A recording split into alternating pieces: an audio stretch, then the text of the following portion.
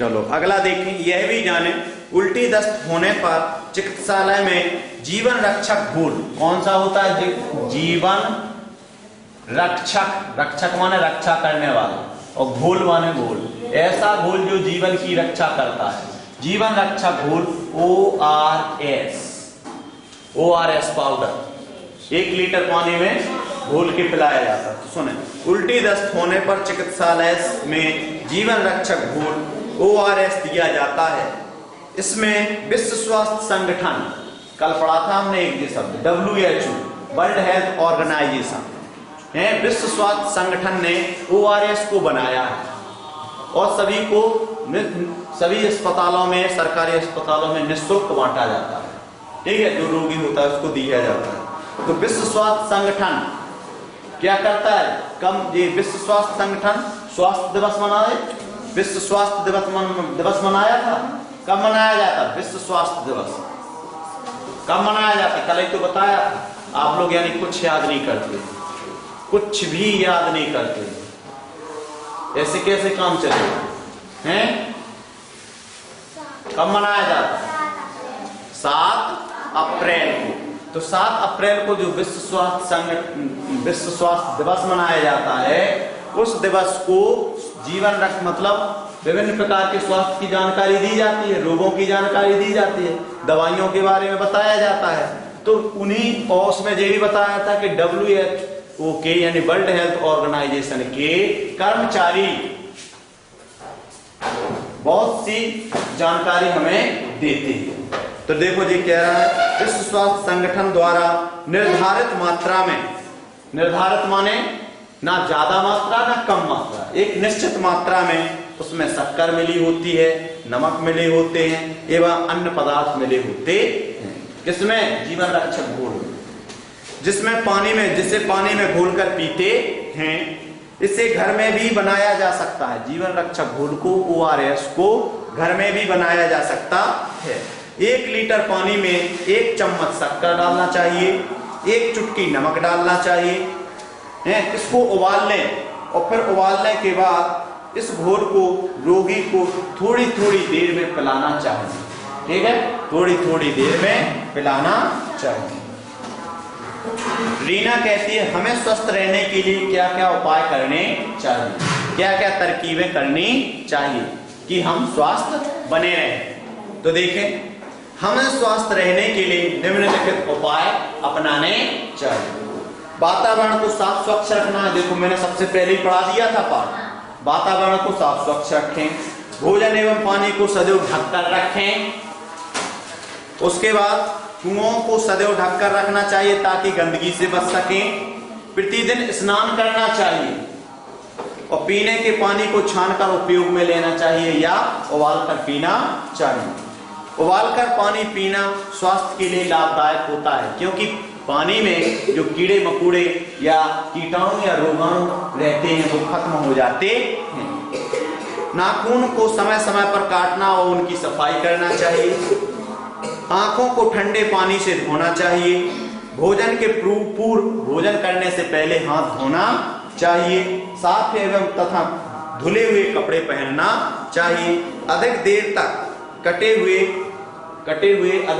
कटे एवं अधिक देर से रखे फलों का सेवन नहीं करना चाहिए। सेवन माने भोजन में नहीं खाना चाहिए। अब बताइए, सर्दी से बचने के लिए क्या क्या उपाय करने चाहिए?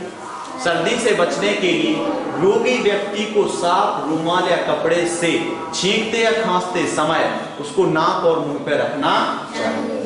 ठीक है, एक तो ये हो गया। रोगी के संपर्क में सीधे नहीं आना चाहिए। रोगी के उपयोग की वस्तुओं को हमें उपयोग में नहीं लेना चाहिए, जैसे टॉवल, तौलिया, कपड़े, जूठा पानी, आई बात समझ में, रुमाल, इनका उपयोग नहीं करना चाहिए। और उचित इलाज या उचित उपचार करवाना चाहिए। समझ में आ गया? अब बुखार नापने के लिए कौन से यंत्र का उपयोग किया जाता है? कौन से उपयोग? तापमापी बोलते हैं उसको हिंदी में, तापमापी। ताप माने ताप और मापी माने मापने वाला, ताप को मापने वाला, तापमापी। इंग्लिश में बोलते हैं उसे थर्मामीटर। क्या बोलते हैं? थर्मामीटर। मीटर। मीटर माने नापने वाला और थर्मा माने गर्मी, गर्मी को मापने वाला। थर्मा माने गर्मी होता है, ठीक है, गर्मी को मापने वाला थर्मामीटर। तो बुखार को मापने के लिए कौन से यंत्र का प्रयोग किया जाता है? तापमापी और थर्मामीटर। सरपंच एक खुशखबरी कहती, हमारे ग्राम में प्राथमिक स्वास्थ्य केंद्र खुलने जा रहा है। कौन सा केंद्र खुलने जा रहा है? प्राथमिक स्वास्थ्य केंद्र खुलने जा रहा है। इससे स्वास्थ्य सुविधाओं का लाभ हमें मिलेगा, ठीक है, स्वास्थ्य सुविधाओं का लाभ हमें मिलेगा। डॉक्टर, हमारे देश में केंद्र एवं राज्य सरकार को स्वास्थ्य सुविधाएं प्रदान की जाती, मतलब हमारे देश में केंद्र सरकार के द्वारा और राज्य सरकार के द्वारा सभी स्थानों पर स्वास्थ्य सुविधाएं निःशुल्क दी जाती हैं। हमारे यहाँ लगभग 500 की जनसंख्या वाले क्षेत्र में एक उप स्वास्थ्य केंद्र खोला जाता है। मैंने बता दिया था कि जहाँ पर 500 की जनसंख्या हो वहां पर एक उप स्वास्थ्य केंद्र खोला जाता है, ठीक है। इस केंद्र पर महिला एवं पुरुष स्वास्थ्य कर्मी कार्य करते हैं। महिला भी रहता है उस केंद्र पे और पुरुष भी रहता है, ठीक है, महिला रहती है, पुरुष रहती है, दोनों रहते हैं उस केंद्र और जो स्वास्थ्य की देखरेख करते हैं। अब मंगलू कहता है, हमें डॉक्टर साहब कहाँ मिलेंगे? हम उपचार के लिए कहाँ जा सकते हैं? तो डॉक्टर कहता है, मंगलू ने अच्छा प्रश्न पूछा। जिस क्षेत्र की आबादी 30,000 के लगभग है, 30,000 के लगभग है, वहां एक प्राथमिक स्वास्थ्य केंद्र खोले जाते। समझ में आ गया? 30,000 तक की आबादी में एक प्राथमिक स्वास्थ्य केंद्र खोला जाता है। आप इन केंद्रों पर डॉक्टर को, नर्स को, कंपाउंडर को देख सकते हैं या मिल सकते हैं। जनसंख्या इससे अधिक होने पर, अगर जनसंख्या 30,000 से ज्यादा है तो इससे अधिक होने पर समुदाय स्वास्थ्य केंद्र खोलते हैं। समझ में आ गया? पहले ही बता दिया था, 30,000 से ज्यादा है जनसंख्या तो उस क्षेत्र में समुदाय स्वास्थ्य केंद्र खोला जाता है, जिसमें रोग के विशेषज्ञ डॉक्टर, गले के डॉक्टर अलग, गले आंख नाक कान के डॉक्टर अलग, हृदय के अलग, फेफड़े के अलग, किडनी के अलग, हड्डी वाले अलग, आज बात समझ, मस्तिष्क वाले अलग, तो विशेषज्ञ डॉक्टर मिलते हैं। नर्स में भी रहती हैं और अन्य कर्मचारी भी कार्य में कार्यरत रहते हैं। सरपंच कहते हैं, क्या शहरों में प्राथमिक स्वास्थ्य केंद्र होते हैं? डॉक्टर कहते, शहरों एवं घनी आबादी वाले स्थानों पर स्वास्थ्य केंद्र अस्पताल के रूप में होते हैं। स्वास्थ्य केंद्र किसके रूप में होते हैं? अस्पताल के, जहां घनी आबादी हो या शहर हो। स्वास्थ्य केंद्र एवं अस्पताल में परिवार नियोजन, हमने स्वास्थ्य के बारे में, जनसंख्या के बाद स्वास्थ्य के बारे में पढ़ा था ना कल, तो स्वास्थ्य केंद्र पर एवं अस्पतालों में परिवार नियोजन, टीकाकरण, मातृ एवं शिशु स्वास्थ्य की जानकारी, मातृ माने माता और शिशु माने बच्चे, ठीक है, माता और बच्चों की स्वास्थ्य की जानकारी, रोग निदान शिविर, ऐसे शिविर जिनमें रोगों को खत्म किया जाता है, रोगों से छुटकारा पाया जाता है, ऐसे शिविर आदि के माध्यम से स्वास्थ्य सेवाएं प्रदान की जाती हैं। इनसे हमें स्वास्थ्य की सेवाएं पूर्ण होती हैं। समझ में आया? फिर से सुन लो। शहरों तथा घनी आबादी वाले स्थानों पर स्वास्थ्य केंद्र अस्पताल के रूप में होते हैं। स्वास्थ्य केंद्र एवं अस्पताल परिवार नियोजन, टीकाकरण, मातृ एवं शिशु स्वास्थ्य की जानकारी, रोग निदान शिविर आदि के माध्यम से स्वास्थ्य सेवाएं प्रदान की जाती हैं। इतनी स्वास्थ्य की सेवाएं आपको दी जाती हैं। सरपंच कहते हैं, स्वास्थ्य सेवाओं के साथ साथ स्वस्थ रहने के लिए साफ सफाई भी जरूरी है। वो सेवाएं तो मिल ही रही है, लेकिन अगर आप घर में, आसपास में, परिवेश में गंदगी फैला रहे हैं तो आप बीमार ही पड़े रहेंगे। स्वास्थ्य केंद्र से फिर आपके रोगों का छुटकारा नहीं मिल सकता है। रोग भागेगा, फिर आप गंदगी में खेलेंगे तो फिर रोग हो जाएगा, ठीक है। गांव में ग्राम पंचायत, शहरों में नगर पालिका और नगर निगम में सफाई की व्यवस्था, मतलब गांव में सफाई की व्यवस्था ग्राम पंचायत करती है और शहरों में नगर पालिकाएं सफाई की व्यवस्था करती हैं और नगर में नगर निगम साफ सफाई की व्यवस्था करती है। हम सबको भी इस कार्य में सहयोग करना चाहिए। ऐसा नहीं कि गांव वालों ने सुबह से सफाई कर दी, ग्राम पंचायत के कर्मचारियों ने सुबह से सफाई कर दी और आप आज से पूरा कचरा फैला दिया। गलत बात है ना। पूरा कचरा आपका सुबह साफ हो गया तो आप डस्टबिन में डालिए दिन भर, और फिर जैसे ही सफाई सुबह होती है तो सफाई वाले कर्मचारी को दे दीजिए, तो आपकी साफ सफाई बनी रहेगी। और आपने तो आप लोगों की भी जिम्मेदारी होती है कि हमें साफ सफाई रखनी चाहिए। हम सबको भी इस कार्य में सहयोग करना चाहिए। घरों से निकला कचरा इधर उधर ना फेंकें, एक निर्धारित स्थान पर कूड़ेदान में या कचरेदान में फेंकना चाहिए। जहां कोई सफाई कर्मचारी यानी सफाई करने वाला व्यक्ति डेली दिन प्रतिदिन उस कचरे को उठाकर ले जाता है, वहीं हमें कचरे को फेंकना चाहिए। आज ग्राम सभा में आप लोगों ने उपस्थित होकर, सरपंच साहब कहते हैं कि आज ग्राम सभा में आप लोगों ने उपस्थित होकर संक्रामक रोगों के बारे में, स्वास्थ्य की सुविधाओं के बारे में एवं साफ सफाई के बारे में महत्वपूर्ण जानकारी प्राप्त की है, जिन्हें आप अपने दैनिक जीवन में उपयोग में लाएं। इन जानकारी को आप अंदर ना रखे रहें, इन पर आप चलें, इनका उपयोग आप अपने जीवन में और दैनिक जीवन में करें। इसी आशा के साथ आज भी यह सभा समाप्त की जाती है। धीरे धीरे कठपुतली वालों का पर्दा गिरने लगता है। यह भी जाने, मोबाइल वैन से आपने वो जननी एक्सप्रेस मोबाइल वैन, मतलब आप मोबाइल फोन लगाइए तुरंत आपके घर पे एम्बुलेंस आ जाता है। तो मोबाइल वैन से भी स्वास्थ्य सेवाएं उपलब्ध कराई जाती हैं। रेड क्रॉस सोसाइटी एक सोसाइटी है, एक दल है जिसमें एक रेड माने होता है लाल और क्रॉस माने गलत का, ठीक है। एक रेड क्रॉस सोसाइटी होती है जो आप आगे पढ़ेंगे, कहीं बाढ़ में भी सहायता करने के लिए आ जाते हैं।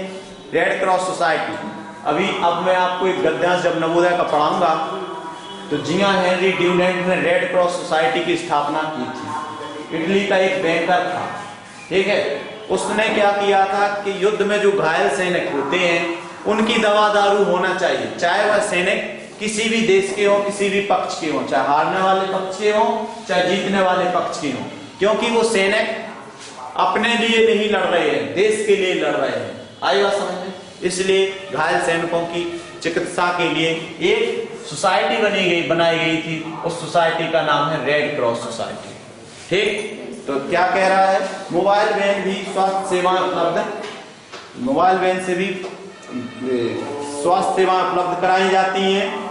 रेड क्रॉस सोसाइटी एक स्वयं सेवी संस्था है, ये पैसा नहीं लेती है। ये एक ऐसी संस्था है कि जो स्वयं से अपनी सेवा करती है मरीजों को। रेड क्रॉस सोसाइटी ने विश्व में स्वास्थ्य सेवा के क्षेत्र में, विश्व में स्वास्थ्य सेवा के क्षेत्र में बहुत कार्य किए हैं। और पता, रेड क्रॉस सोसाइटी को, जिया हेनरी ड्यूनेंट को नोबेल पुरस्कार दिया गया था। कौन सा पुरस्कार दिया गया था? नोबेल, विश्व का सबसे बड़ा पुरस्कार, नोबेल पुरस्कार, शांति के लिए नोबेल पुरस्कार दिया गया था। हमारे देश में रेड क्रॉस की सभी राज्यों में शाखाएं हैं, सभी राज्यों में रेड क्रॉस की शाखाएं हैं। विद्यालयों में जूनियर रेड क्रॉस के नाम से विभिन्न गतिविधियों का संचालन होता है। विद्यालय में भी जूनियर रेड क्रॉस के नाम से विभिन्न गतिविधियों का संचालन होता है, यानी रेड क्रॉस सोसाइटी चलती है। अब हमने इस पाठ में क्या क्या सीखा, ध्यान से सुने। संक्रामक रोग एक रोगी व्यक्ति से किसी स्वस्थ व्यक्ति तक संक्रमण के द्वारा पहुंचते हैं। समझ में आ गया? संक्रामक रोगों के रोगाणु वायु, जल, कीट, भोजन, स्पर्श आदि से फैलते हैं। सर्दी, फ्लू एवं उल्टी, दस्त सामान्य संक्रामक रोग हैं। छींकते समय नाक एवं मुंह पर रूमाल या साफ कपड़ा रखना चाहिए। तेज बुखार आने पर सिर, हाथ एवं पैर पर ठंडे जल की पट्टी रखनी चाहिए। उल्टी दस्त के रोगों को तरल पेय पदार्थ तथा हल्का भोजन देना चाहिए। भोजन एवं पानी को ढककर रखना चाहिए। खराब एवं बासी भोजन नहीं करनी चाहिए। खराब एवं बासी भोजन नहीं करनी चाहिए। नियमित रूप से शरीर की सफाई करनी चाहिए, जैसे स्नान करना, नाखून काटना आदि। सामुदायिक स्वास्थ्य केंद्र हेतु, देखना, सामुदायिक स्वास्थ्य हेतु प्राथमिक स्वास्थ्य केंद्र, उप स्वास्थ्य केंद्र और सामुदायिक स्वास्थ्य केंद्र एवं अस्पताल जैसी संस्थाओं की व्यवस्था केंद्र सरकार एवं राज्य सरकार करती है। केंद्र सरकार के द्वारा एवं राज्य सरकार के द्वारा सामुदायिक स्वास्थ्य केंद्र खोला जाता है या अस्पताल चलाया जाता है या उप स्वास्थ्य केंद्र चलता है। तो यानी जिस स्वास्थ्य संबंधी केंद्र केंद्र सरकार और राज्य सरकार चला रही है। सामुदायिक साफ सफाई की व्यवस्था पंचायत एवं नगर पालिका करती है। समुदाय स्वास्थ्य केंद्रों की जितनी भी सफाई होती है वो गांव में ग्राम पंचायत जिम्मेदार है और नगर में नगर पालिका जिम्मेदार है, ठीक है, और बड़े बड़े शहरों में नगर निगम जिम्मेदार होती है। अभ्यास, निम्नलिखित प्रश्नों के उत्तर लिखिए। कोई दो संक्रामक रोगों के नाम लिखिए। तो एक तो सर्दी हो गया, एक जुकाम हो गया, खांसी हो गया, फ्लू हो गया, उल्टी दस्त हो गया। समझ में आया? देख सकते हैं। संक्रामक रोग किन किन माध्यमों से फैलते हैं? संक्रामक रोग वायु, जल, मिट्टी, कीट, भोजन, स्पर्श से फैलते हैं। उल्टी दस्त लगने पर क्या सावधानी रखनी चाहिए? उल्टी दस्त लगने पर हमें खुले में शौच नहीं करना चाहिए। उल्टी दस्त लगने पर जीवन रक्षक घोल ORS को पीना चाहिए और जल्दी से चिकित्सक के पास पहुंचना चाहिए। समझ में आया? ठीक। सर्दी से बचाव के लिए किन किन बातों पर ध्यान देना चाहिए? जब रोगी व्यक्ति, जो सर्दी से कोई रोगी व्यक्ति है, तो छींकते समय या खांसते समय उसको अपने मुंह और नाक पर साफ कपड़ा या रुमाल का प्रयोग करना चाहिए, ठीक है।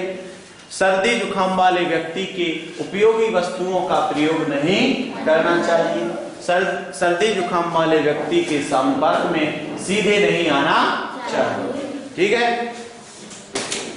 सामुदायिक स्वास्थ्य केंद्र के बारे में आप क्या जानते हैं? सामुदायिक स्वास्थ्य केंद्र एक स्वास्थ्य व्यवस्था है जिसमें रोगियों का इलाज, घायलों का इलाज किया जाता है और घायलों का इलाज किया जाता है। यह उस शहर में खोला जाता है जहां की जनसंख्या 30,000 से अधिक होती है। इस सामुदायिक स्वास्थ्य केंद्र में परिवार नियोजन, टीकाकरण, ठीक है, परिवार नियोजन, टीकाकरण और रोगों के विभिन्न निदानों के लिए निःशुल्क दवाइयों का वितरण और विभिन्न प्रकार के रोगों को मिटाने के लिए शिविर लगाए जाते। समझ में आया? इतना तो जानते हैं हम। सही शब्द चुनकर रिक्त स्थान की पूर्ति कीजिए। सामुदायिक स्वास्थ्य केंद्र काटना, ग्राम पंचायत धोना। भोजन के पूर्व हाथों को क्या करना चाहिए? धोना चाहिए। पक्का?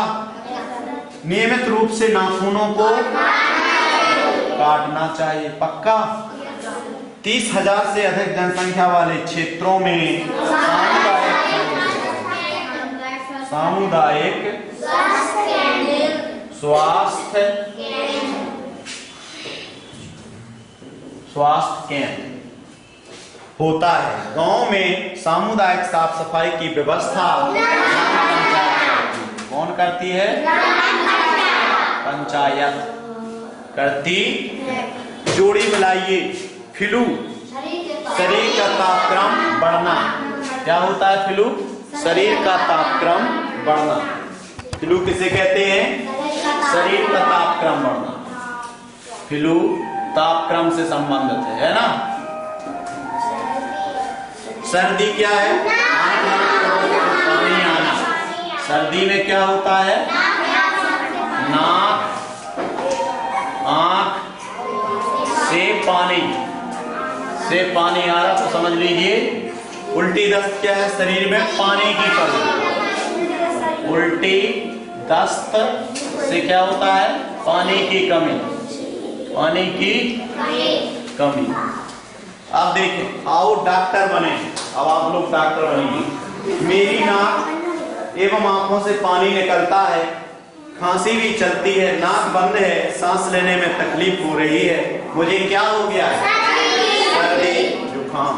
कह सकते हैं क्या हो गया है? सर्दी जुकाम भी लिख सकते हैं, सर्दी जुकाम।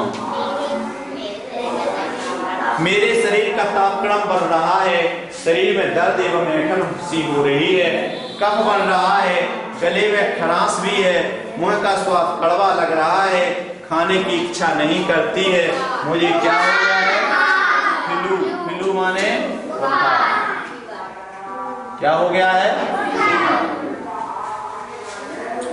कुछ करने के लिए अपने क्षेत्र में स्वास्थ्य केंद्र पर जाकर डॉक्टर महोदय से चर्चा पता करें कि आपके क्षेत्र में कौन से संक्रामक रोग फैल रहे हैं। टीकाकरण कार्यक्रम के अंतर्गत लगने वाले टीकों का विवरण का चार्ट भी बनाइए।